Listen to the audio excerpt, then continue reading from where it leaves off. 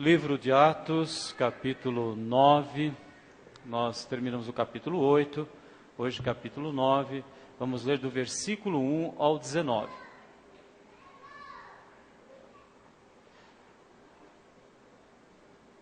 De grande importância para a nossa vida, porque retrata as informações da história da igreja. Então, como que surgiu a igreja que nós fazemos parte hoje? Você vai encontrar essas raízes no livro de Atos, capítulo 9, de 1 a 19. Enquanto isso, Saulo ainda respirava ameaças de morte contra os discípulos do Senhor. Dirigindo-se ao sumo sacerdote, pediu-lhes cartas para as sinagogas de Damasco, de maneira que, caso encontrasse ali homens ou mulheres que pertencessem ao caminho, pudesse levá-los presos para Jerusalém. Em sua viagem, quando se aproximava de Damasco, de repente brilhou ao seu redor uma luz vinda dos céus. Ele caiu por terra e ouviu uma voz que lhe dizia: Saulo, Saulo, por que você me persegue? Saulo perguntou: Quem és tu, Senhor? Ele respondeu: Eu sou Jesus, a quem você persegue. Levante-se, entre na cidade, alguém dirá o que você deve fazer. Os homens que viajavam com Saulo pararam emudecidos. Ouviam a voz, mas não viam ninguém. Saulo levantou-se do chão e, abrindo os olhos, não conseguia ver nada. E os homens o levaram pela mão até Damasco. Por 3 dias ele esteve cego, não comeu nem bebeu. Em Damasco havia um discípulo chamado Ananias. O Senhor o chamou numa visão: Ananias. Eis aqui, Senhor, respondeu ele. O Senhor lhe disse: vá à casa de Judas, na rua chamada Direita, e pergunta por um homem de Tarso chamado Saulo. Ele está orando. Numa visão viu um homem chamado Ananias chegar e impor-lhe as mãos para que voltasse a ver. Respondeu Ananias: Senhor, tenho ouvido muita coisa a respeito desse homem e de todo o mal que ele tem feito aos teus santos em Jerusalém. Ele chegou aqui com a autorização dos chefes dos sacerdotes para prender todos os que invocam o teu nome. Mas o Senhor disse a Ananias: vá.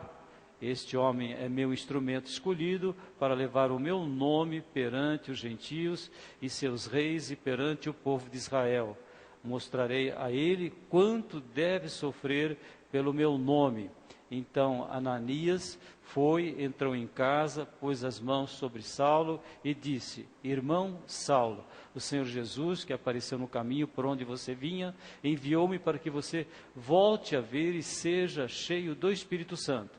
Imediatamente, algo com escamas caiu dos olhos de Saulo e ele passou a ver novamente. Levantando-se, foi batizado e, depois de comer, recuperou as forças. Senhor nosso Deus e nosso Pai, te louvamos e te agradecemos pelo teu poder de transformar as nossas vidas de perseguidor a perseguido, usando da violência, agora pregando o amor. Que tu nos abençoes, Senhor, que essas transformações que o Espírito Santo faz na nossa vida, elas sejam cada dia mais evidentes no nosso cotidiano, na nossa família, no nosso trabalho, na nossa igreja, em tudo aquilo que fizermos, estejamos fazendo como se estivéssemos fazendo para Ti. Te agradecemos mais uma vez pela transformação total que Tu realizaste nas nossas vidas, através do poder do Espírito Santo, no nome de Jesus.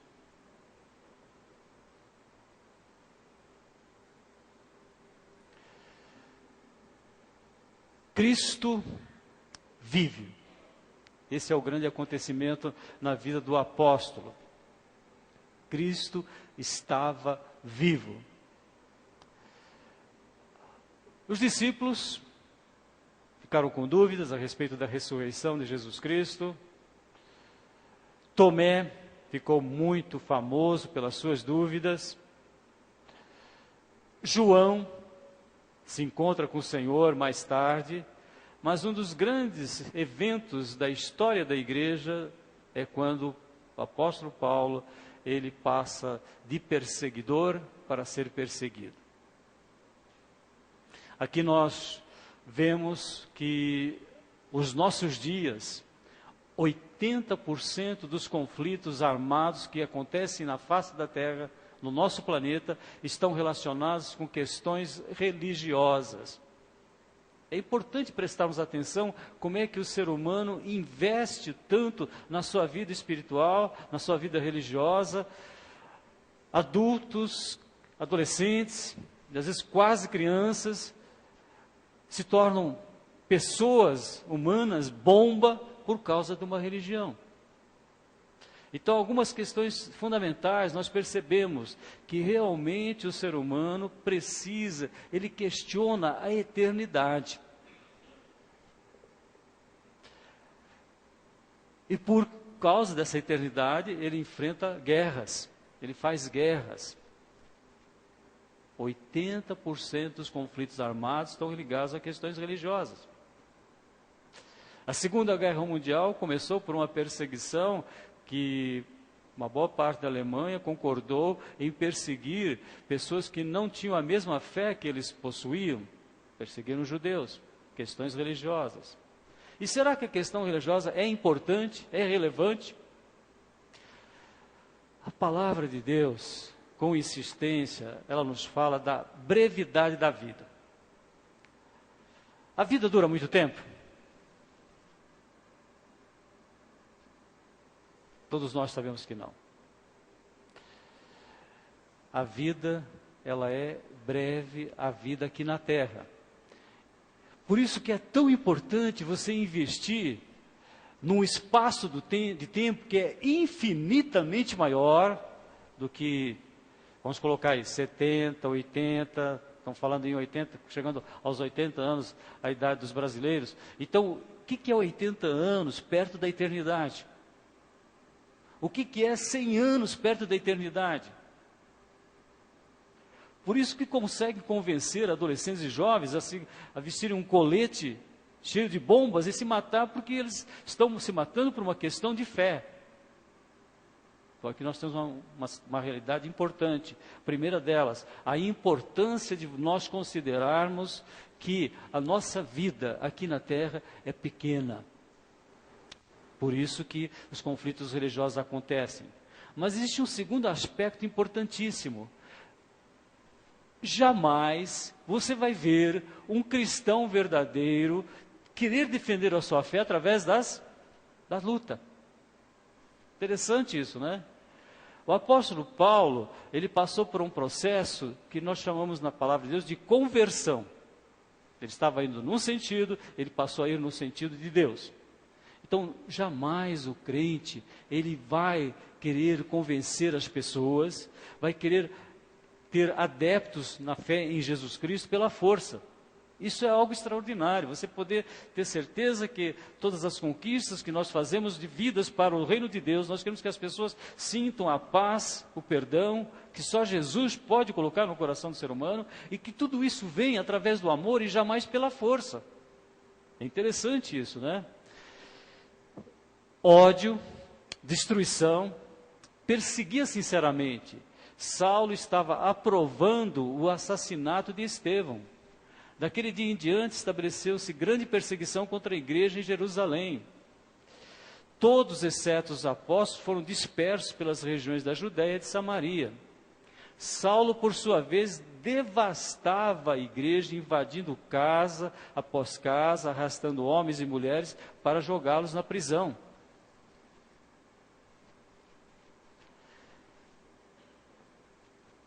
Quais são os dois aspectos importantes que nós levantamos aqui? É realmente importante você lutar pela eternidade? Sim, porque 70 anos passam no instantinho. 80 também, 90 também, e 100 também. Nada se compara com a eternidade. Ah, mas eu só tenho 10 anos, 15 anos. Não importa, é muito pouco perto da eternidade. Então, é importante? Como conseguir essa eternidade? Jamais pela força humana, pela luta armada. Só o cristão tem essa alegria de poder suavemente com amor, com tranquilidade, com serenidade, levar as pessoas ao conhecimento de Jesus. Por isso que missões é algo extraordinário, né? Você vai, leva a palavra, o Espírito Santo converte os corações. Nós estamos suplicando a Deus pelos países que estão enfrentando lutas por questões religiosas. Norte da África, religião. A Índia, questões religiosas. E para vocês terem uma ideia, na Índia existem mais de 1000 povos que não têm ainda acesso para conhecer esse Jesus, Jesus que ama, Jesus que tem paciência, Jesus que convida as pessoas, vinde a mim, vós todos que estáis aflitos. Se você quiser fazer uma avaliação de como o mundo está, a palavra que mais caracteriza a nossa realidade hoje, mundo aflito. O mundo está aflito. Mas nós louvamos a Deus porque a conversão, ela faz essa grande mudança da vida do ser humano. Antes ele queria conseguir as coisas pela sua força, pela sua inteligência, pela sua logística, pelas suas armas. Hoje nós lutamos com armas completamente diferentes, né? Então, o apóstolo Paulo, que passou por isso, ele dizia assim: como é bom eu ter certeza que foi a graça de Deus, o amor de Deus que eu não mereço, que transformou a minha vida. Não foi alguém que me forçou. Ele estava indo para perseguir, ele estava indo para destruir, ele estava indo talvez para matar. E no caminho, então, o Espírito Santo fala com ele, Jesus aparece e Jesus Cristo vive. Para fazer com que as pessoas vivam não por força, nem por violência, mas pelo poder do Espírito Santo. Como seria bom se os crentes aprendessem isso, né? Que tudo a gente resolve pelo poder do Espírito Santo. Não é interessante isso? Salvos pela graça e vivemos pela graça, pela misericórdia, pela bondade. Oramos porque acreditamos que o nosso Deus atende às nossas orações. Confiamos nas promessas que estão na palavra de Deus porque elas são eternas. O ser humano é como uma relva. As suas vitórias, as suas conquistas são como a flor da relva. A relva murcha. O que acontece com a flor? Cai. Mas a palavra de Deus, a palavra que diz que eu sou filho de Deus, a palavra que diz que eu fui resgatado, a palavra que me dá direito e garantia da eternidade, essa ninguém tira de nós.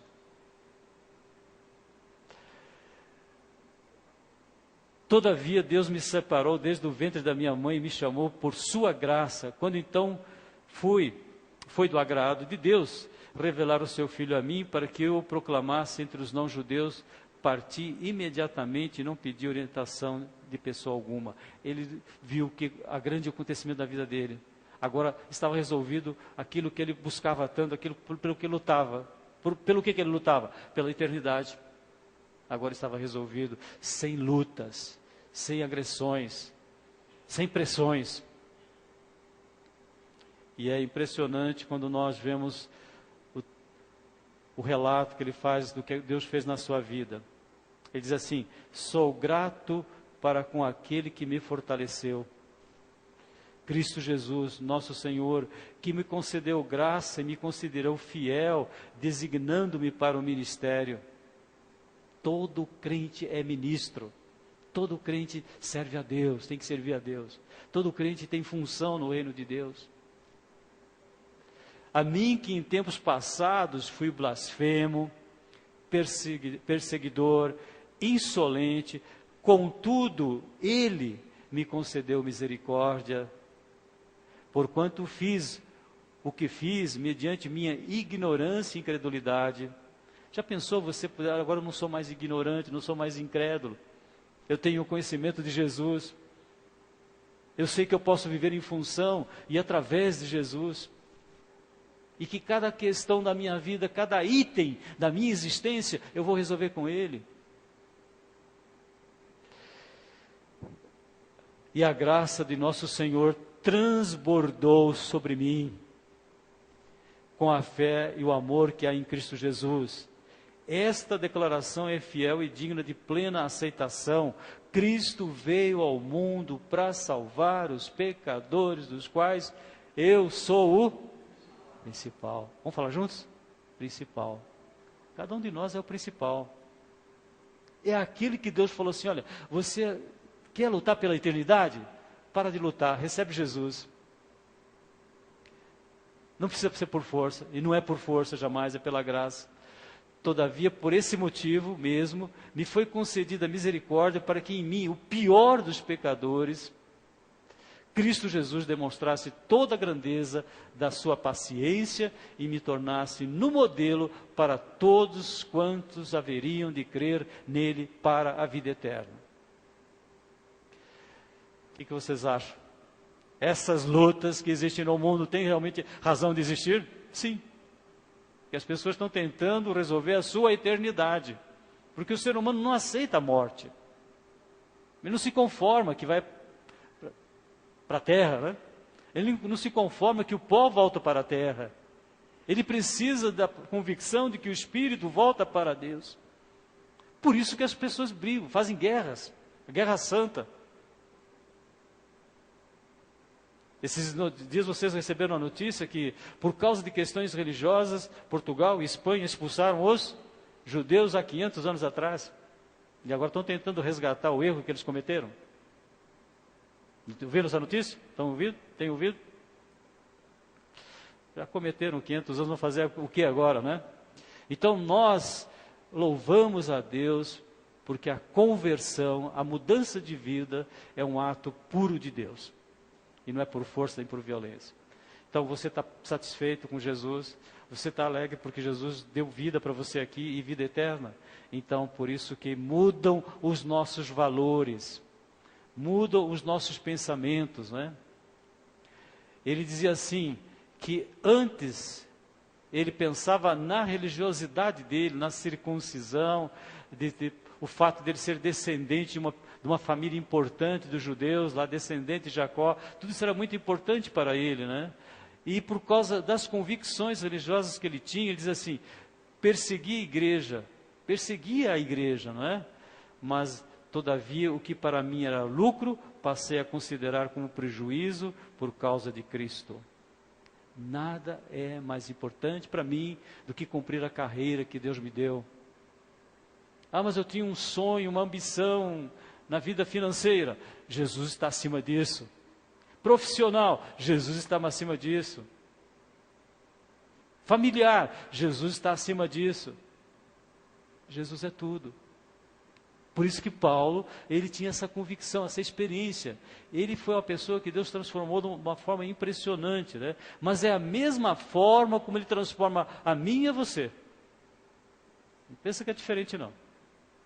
Porque a graça de Deus se manifestou salvadora para todos os seres humanos. Você não pode sair daqui sem ter certeza da vida eterna. Você não pode sair daqui sem ter certeza que a vida eterna é um presente de Deus.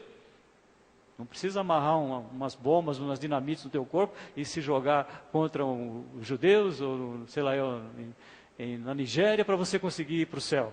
Não precisa de nada disso. Porque Jesus foi lá e morreu em nosso lugar.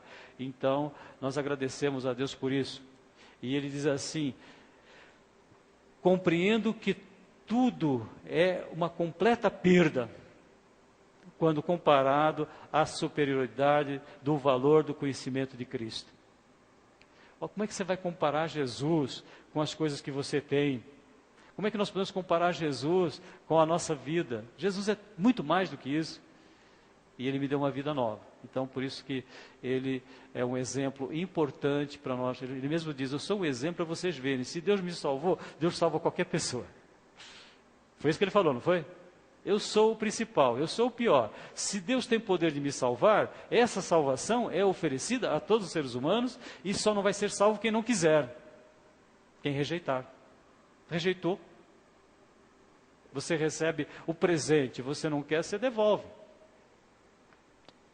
Ou você transfere o presente para alguém. Às vezes vocês não ganham coisas que vocês não ficam satisfeitos, a gente passa para frente. Agora, a salvação é para cada um de nós individualmente. Então, conversão, convertido, mudança de vida, mudança de valores, mudança de atitude e comportamento. Agora, Jesus era o mais importante que ele tinha na vida dele. Terceiro, agora, ele tinha um amor profundo pela igreja. Vocês não vão encontrar ninguém que tenha amado a igreja a não ser Jesus. Como ele amava a igreja, né? Como ele entregava a vida dele pelas pessoas de Corinto, de Tessalônica, de Bereia. Escreveu 13 documentos que ficaram registrados na palavra, sem contar os que foram escritos e não fazem parte do que nós chamamos de Novo Testamento hoje. Uma boa parte do livro de Atos é para falar do que ele fazia pela igreja. Nós temos falado bastante com vocês a respeito disso. O crente, ele precisa amar a igreja. Como é bom nós podemos ver isso, né? Sua vida era Cristo. E ser de Cristo era ser igreja. Nós estamos vivendo dias hoje que as pessoas não dão valor para a igreja.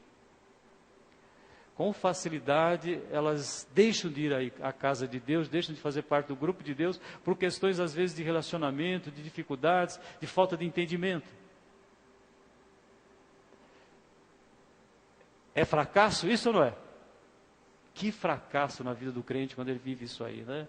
Então nós percebemos isso como ele, instrumento escolhido por Deus para a igreja, não é?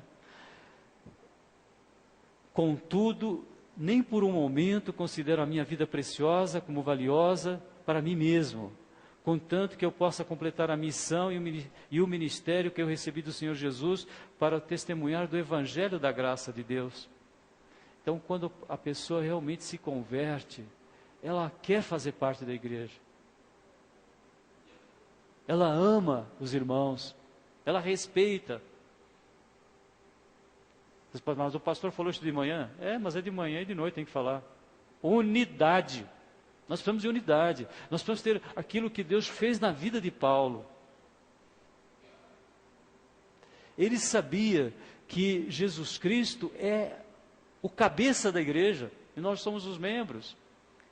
Então, quando você sai fora do contexto da igreja, você está saindo fora do quê? Da cabeça.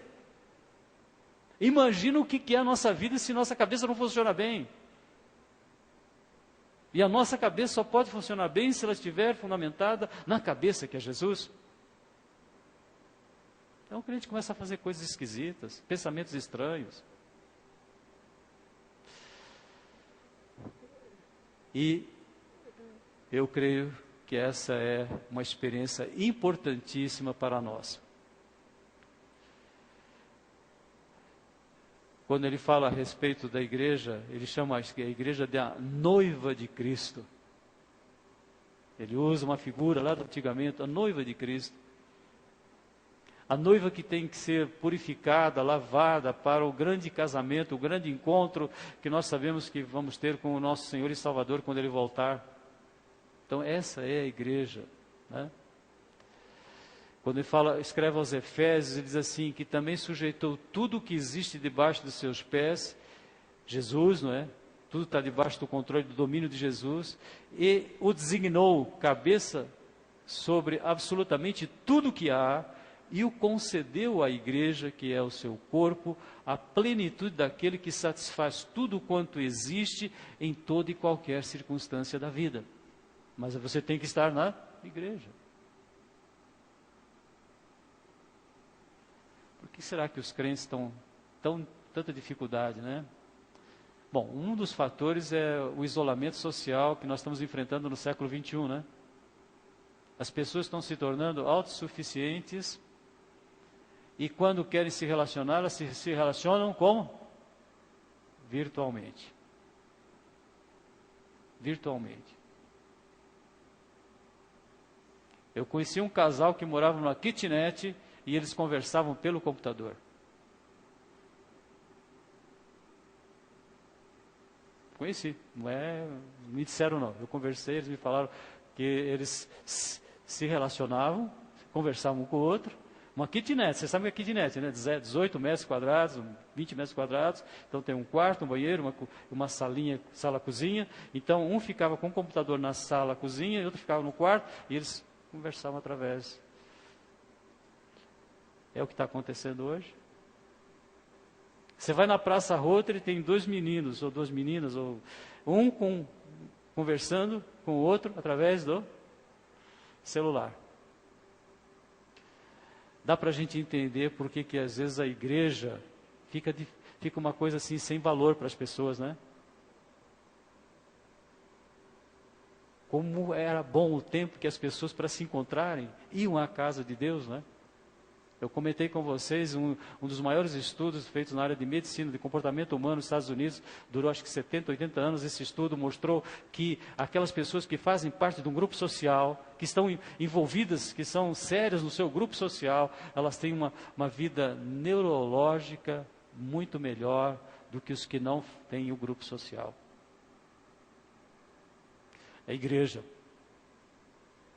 E ele viu que as pessoas que chegavam numa idade avançada, com lucidez, com qualidade de vida, eram pessoas que tinham capacidade de não viver ansiosas. Só tem um jeito de não ficar ansioso, orando, né? Orando uns pelos outros.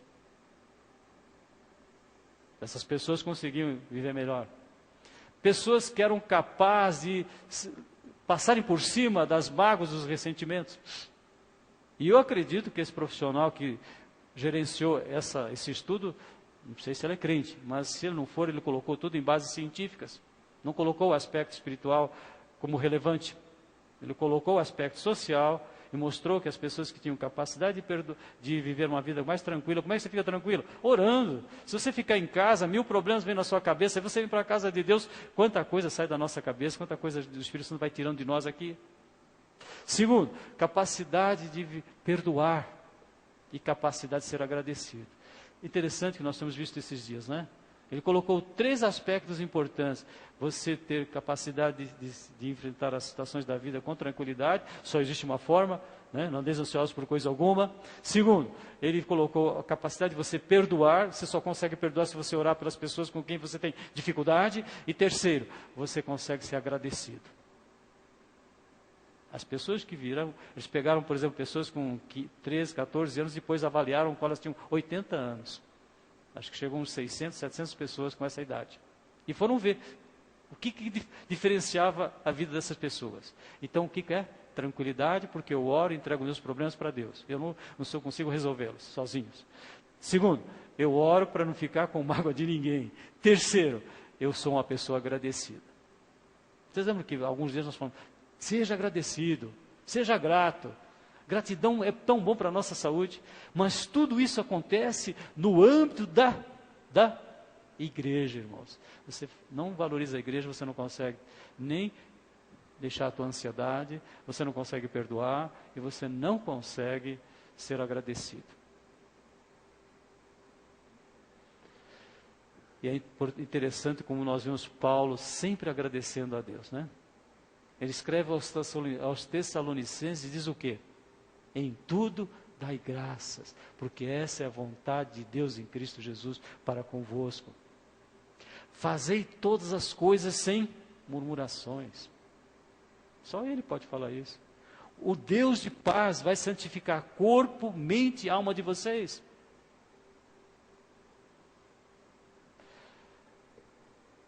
É bom conhecer um pouquinho de Paulo, né? Como é bom a gente perceber, acho que um dos textos mais interessantes que a gente encontra, ele diz assim, todavia, quando ele diz assim, Cristo veio ao mundo para salvar os pecadores, dos quais eu sou o principal, uma frase que marca muito, diz assim, todavia, por esse motivo mesmo, me foi concedida a misericórdia para que a mim, o pior dos pecadores, Cristo Jesus demonstrasse toda a grandeza da sua paciência. Você já agradeceu a Deus pela paciência que Deus tem com você? Deus tem paciência com a gente, né? E Ele então se tornou um modelo para que todos nós entendêssemos quanto que Deus nos ama.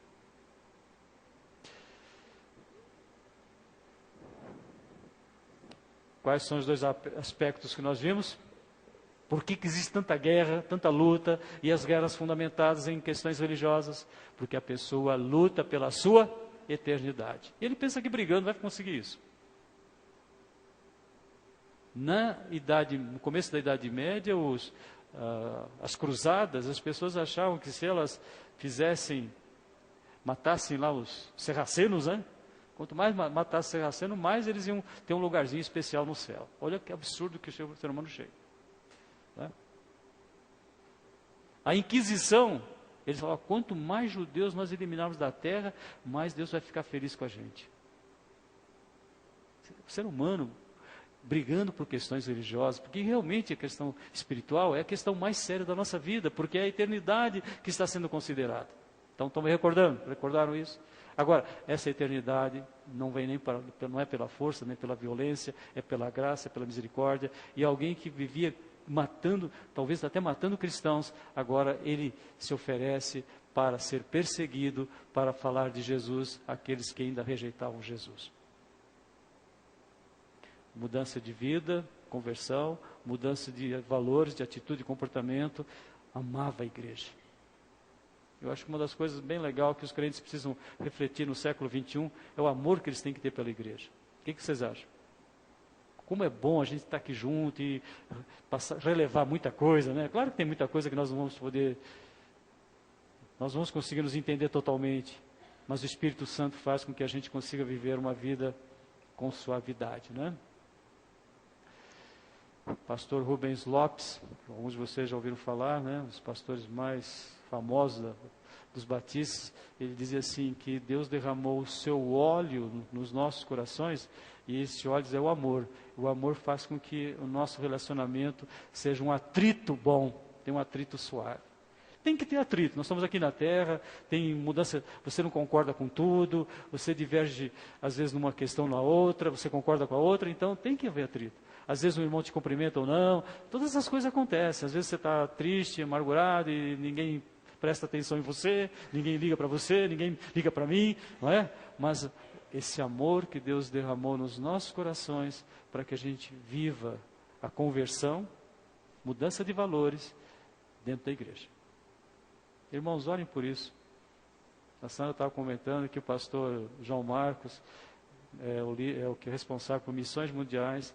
Ele está colocando como desafio para nós, batistas, 51% de missionários trabalhando com os povos não alcançados. Você sabe o que é trabalhar com povos não alcançados?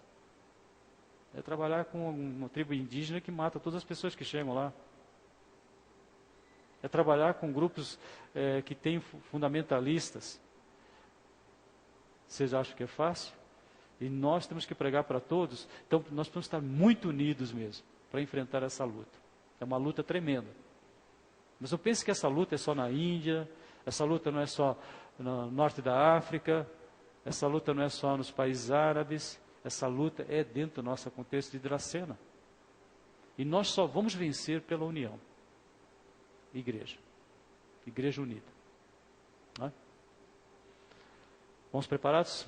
Uma semana, bastante amor, bastante compaixão, bastante perdão, né? Quais são as três características que esse estudioso levantou?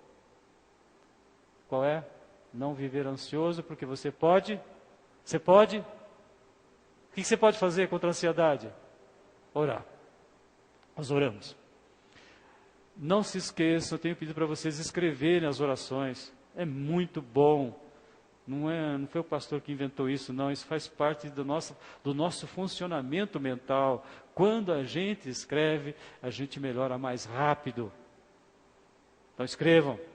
Ninguém vai precisar ler. Você acabou de escrever, pode jogar fora. Jesus escreveu na terra. Então, na igreja, você vai se libertar das suas ansiedades.